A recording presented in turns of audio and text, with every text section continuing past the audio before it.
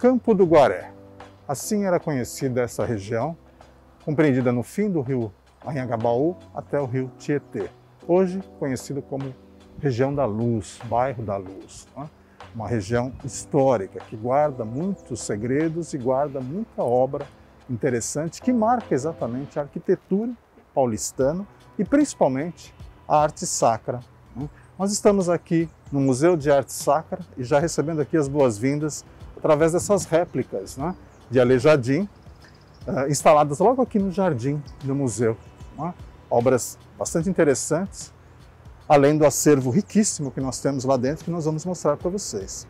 Além disso, existe ainda também aqui a famosa Igreja Nossa Senhora da Luz, né? Muito antiga, uma das mais antigas da cidade de São Paulo, que guarda aí um tesouro bastante interessante. Além disso, existe um personagem aqui muito famoso, né, que nasceu em Guaratinguetá, mas que fez construir esse mosteiro, o mosteiro e a Igreja da Luz. Né? Estamos falando de Frei Galvão, né? Esse frei conhecido no Brasil inteiro, o primeiro santo brasileiro, né, que acabou construindo essa obra toda e, obviamente, virou santo. Né? Muitas pessoas fazem, né, viagens até Guaratinguetá para conhecer a sua casa, onde ele nasceu, enfim. E aqui nós temos a imagem dele aqui, né, recebendo também os visitantes que vêm conhecer um pouco da Igreja da Luz e do Museu de Arte Sacra. Sejam bem-vindos ao Museu de Arte Sacra. Venham conhecer essas obras sacras fantásticas que nós temos em São Paulo.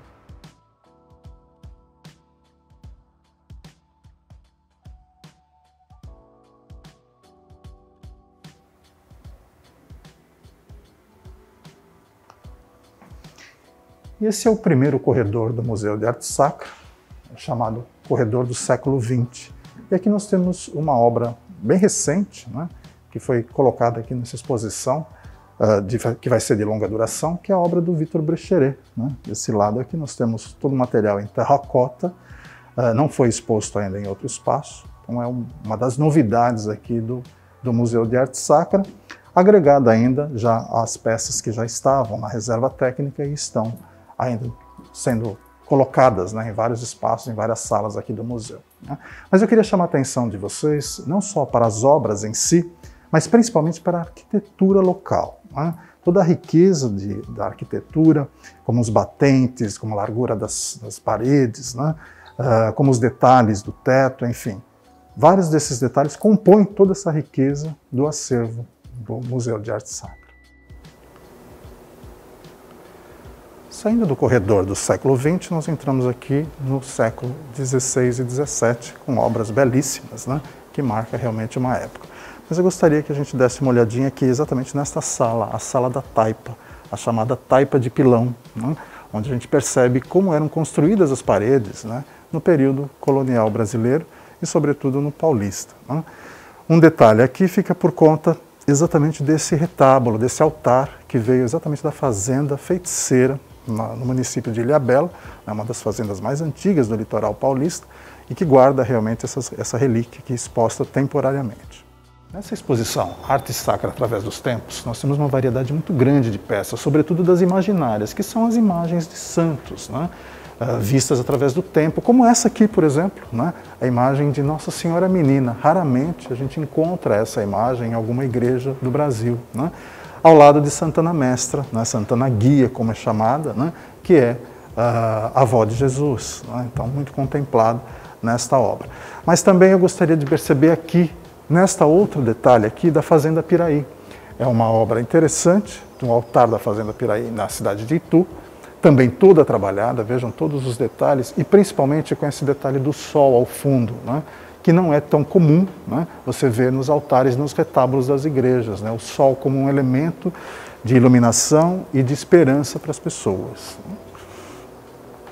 Seguindo ainda mais um pouco aqui, nós temos mais alguns exemplos de imaginárias, feitas em diversos tamanhos, diversos modelos, porém, a maioria delas são de autores desconhecidos, né, até porque são muito antigas, né, século XVI, século XVII. Né.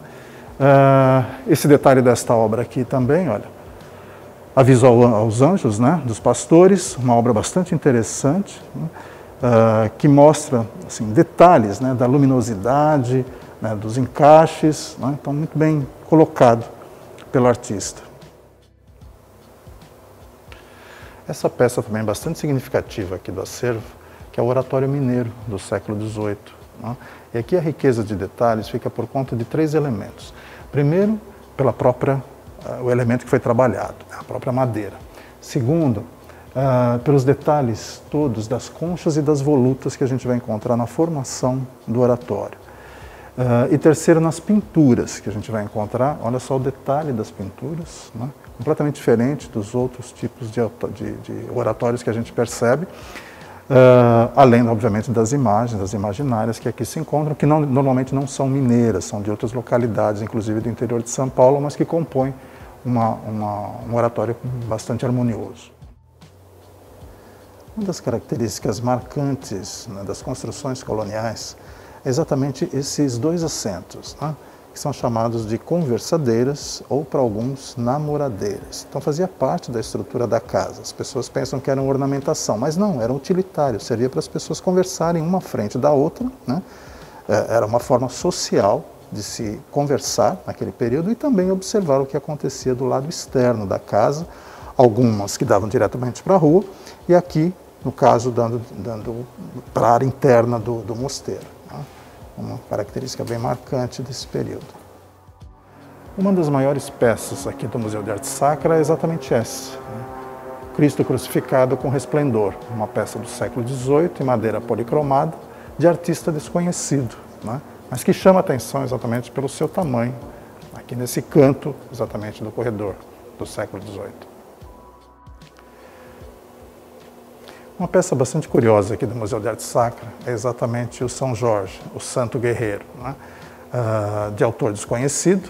Ele tem uma história, na verdade ele saiu numa última procissão em 1872. Ele ficava na antiga Igreja da Sé, né? E nessa procissão de 1872 ele acabou saindo, desequilibrando, né? E caiu em cima de um dos soldados, matando o soldado que estava exatamente cuidando da imagem. Né? Isso assustou muito os fiéis e ficou um fato marcante, e nunca mais essa imagem acabou saindo nas procissões seguintes. Né? E está aí um fato curioso, antigo, da cidade de São Paulo. Um dos pontos altos do Museu de Arte Sacra é exatamente essa sala, a Sala da Luz, que aqui reúne o altar da antiga igreja de Santo Amaro, né, do bairro de Santo Amaro, em homenagem a Santana Mestra. Né? E nós temos vários detalhes, né, de riquezas das igrejas daquele período, como, por exemplo, o altar da antiga igreja Nossa Senhora da Luz, aqui no bairro da Luz, a primeira igreja, né, que hoje já não existe mais, existe a nova. Né? Mas veja só o detalhe, né, do altar dessa primeira igreja. Além dos anjos tocheiros, que a gente encontra como destaque, os lampadários, a riqueza dos lampadários, né, que serviam para iluminar as igrejas naquele período, e também esse outro altar também do bairro de Santo Amaro, da igreja de Santo Amaro, o Coração de Jesus, né, uma obra também belíssima, né, da antiga matriz de Santo Amaro, que era uma cidade, né, era um município de Santo Amaro, que hoje é o bairro de Santo Amaro. Outro detalhe bastante interessante, exatamente nessa esquina aqui, desse corredor, é essa obra do grande Benedito Calixto, né? Pintor nascido na cidade de Itanhaém, no litoral paulista, e que fez exatamente essa obra, né? O Naufrágio do Sírio, né? Ocorrido em 1906, e em 1907 ele fez essa retratação, e o detalhe fica por conta da luminosidade da obra e também das aparências dos elementos que ele coloca em cena, né? Principalmente em relação aos olhos, né? A realidade, né, que ele transmite através da sua obra. Sou Eliana Bulara, guia de turismo, e para complementar o passeio de vocês, gostaria de dar alguns enfoques. Nós temos uma fachada e essa fachada é estritamente de estrutura barroca colonial. E ela foi idealizada por Frei Antônio de Santana Galvão, o nosso santo, o primeiro santo no Brasil, como nós já conhecemos.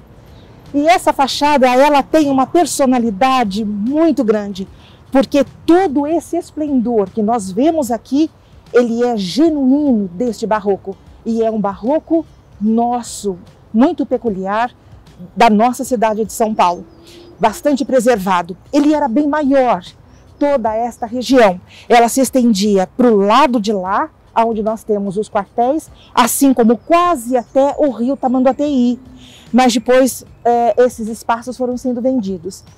Estas fachadas foram feitas de taipa de pilão. E uma coisa muito interessante da taipa de pilão é o aproveitamento da própria terra local.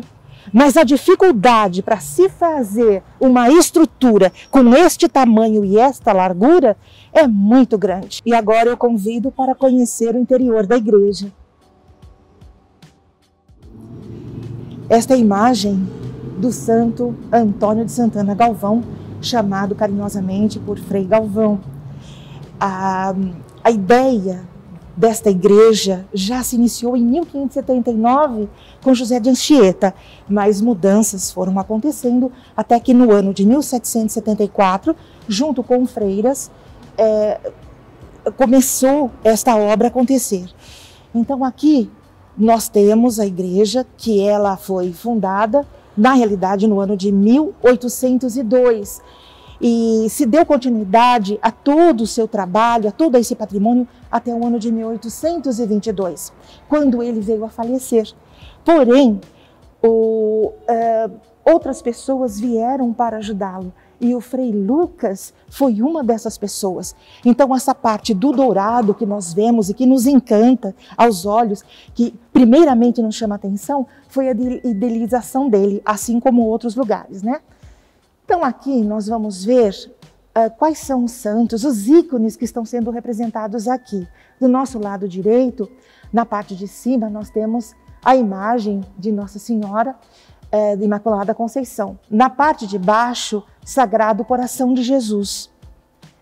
E neste estábulo do lado direito, este altar é para Santo Antônio de Pádua. Do nosso lado direito vemos aqui São Joaquim e à esquerda dele está São João Batista. Do nosso lado esquerdo é São Francisco de Assis. Do lado direito dele, Menino Jesus de Praga, e do lado esquerdo, São Manuel. Para as pessoas que precisam de paciência, é o santo da paciência. E vemos também agora no altar, que eu os convido, aqui nós temos os evangelistas, os 4 do nosso Novo Testamento, do nosso lado direito e do nosso lado esquerdo. E vemos também a Nossa Senhora Aparecida, à direita, e à esquerda, o nosso querido Frei Galvão. No altar, acima, a imagem da Nossa Senhora Imaculada, Imaculada Conceição, e na parte de baixo das Irmãs Concepcionistas. Esta é a santa, é a padroeira das Irmãs Concepcionistas, e é a Santa Beatriz. Aqui existem 12 Irmãs Concepcionistas, e elas cuidam de toda esta área onde nós não vemos, mas elas estão cuidando de nós através das orações.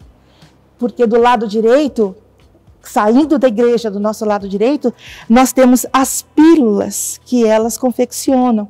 Aqui dentro existem umas cápsulas feitas em oração.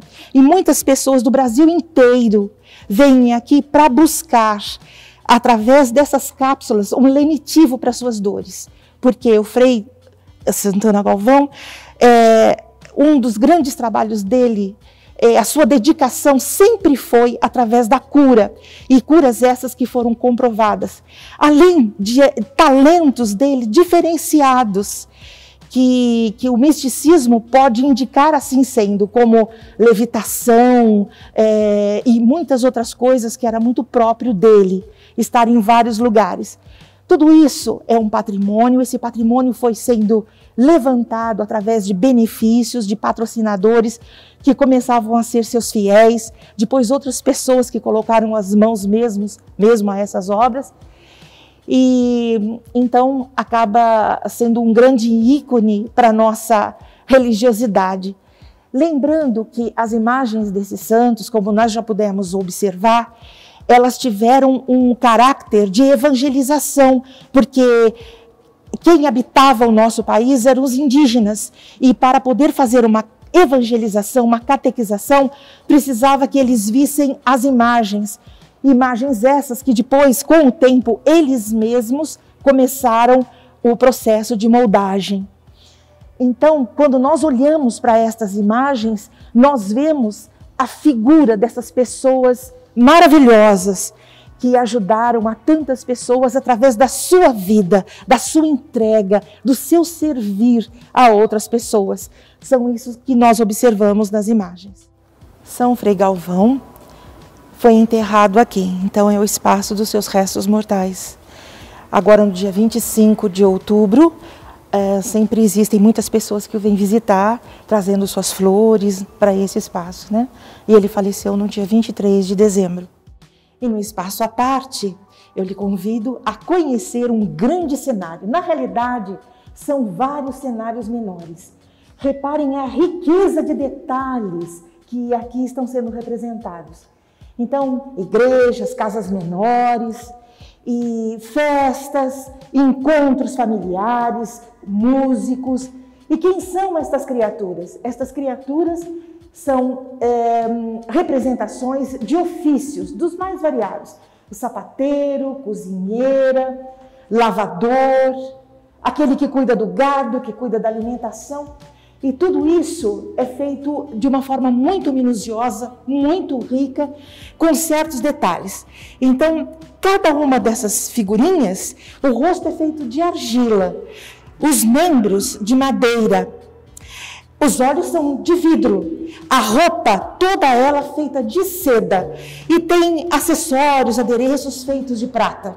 É o segundo maior presépio do mundo, idealizado por Titilo Matarazzo, que foi trazendo alguns desses ícones e que depois foi se somando para ter essa apresentação tão bonita. As pessoas aqui têm um tempo para poder fazer essa visita, mas na realidade gostaríamos de ficar o dia inteiro. Aproveitem, encantem-se com esta beleza, finalizando aqui com o início, o nascimento de Jesus. E se você quiser saber um pouco mais sobre arte religiosa, arte sacra, né? Saber um pouco mais sobre Frei Galvão, né? E sobre o período colonial em São Paulo, você não pode deixar de vir conhecer o Museu de Arte Sacra, instalado em 1970 e que tem essa relíquia guardada para você apreciar, né? Ele fica na Avenida Tiradentes, 676, na estação Tiradentes do metrô, o horário das 11 às 17 horas. Sendo que aos sábados a entrada é franca. Esperamos que tenham gostado, esperamos vê-los no próximo episódio. Até lá!